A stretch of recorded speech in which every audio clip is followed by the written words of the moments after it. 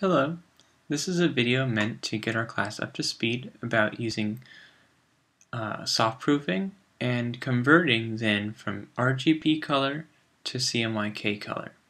Now to get started, I always like to flatten my image first. Flattening gets away anything that might go problems with your layers or anything like that with color. So first, go ahead and take a minute to flatten your file. So now we're going to start by going to View, and we're going to go to Proof Setup and to Custom.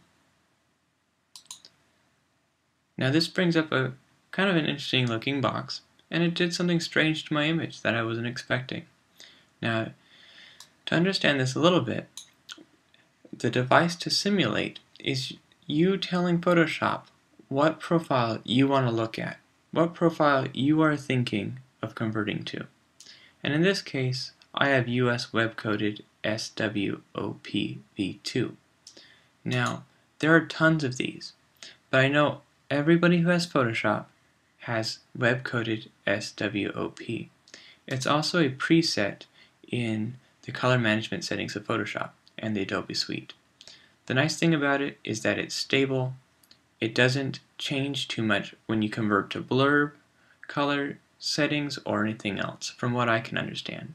So I think US web coded is the best way to go. Now, taking another look further down the line, we have rendering intent. Where rendering intent is, it's how you're telling Photoshop to fit colors into different color spaces.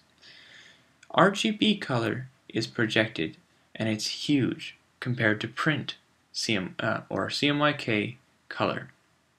So in order to get our colors correct, we need to tell Photoshop how we want those colors to come together into that smaller space. Perceptual goes ahead and takes that space and fits it all together nice and neat. But in order to do that, it moves colors around to make everything fit. So what it's doing is it's actually moving stuff around to keep your color harmonies and color perception or perceptual together. So that's one way to look at it. But we can also look at relative color metric. Relative color metric made a different change. What relative color metric does is it simply takes colors that are outside of the printable gamut or color space and moves them to the nearest printable color. Now, sometimes this can cause banding, which is why you don't always want to use it. But a lot of the times, relative color metric works great for photographs, photographic imagery, almost anything painted or needing smooth transition with color that you don't really need to worry about shifting around too much. But if it doesn't look right, try perceptual. And if perceptual doesn't work right or doesn't look right, you can change it to relative color metric. Now say you like one rendering intent and you want to just tweak it a little bit, make it a little different, but you still want to be able to look at the changes you're making. Well, in that case, we're going to click OK. And before I leave this box, we always want to make sure we have checked black point compensation. If not, then your colors can become funky, and sometimes your prints will come out too light. So we're going to click OK, and here we are. US web coded SWOP v2. That's our proof setup.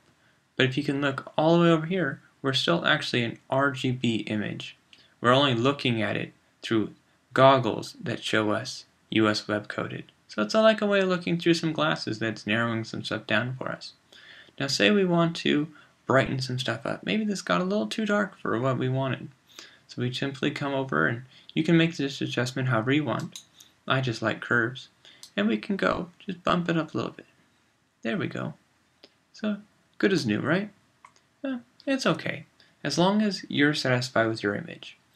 So right now I think I'm done. So I'm going to go ahead and convert to profile. And to do that, we simply go to Edit,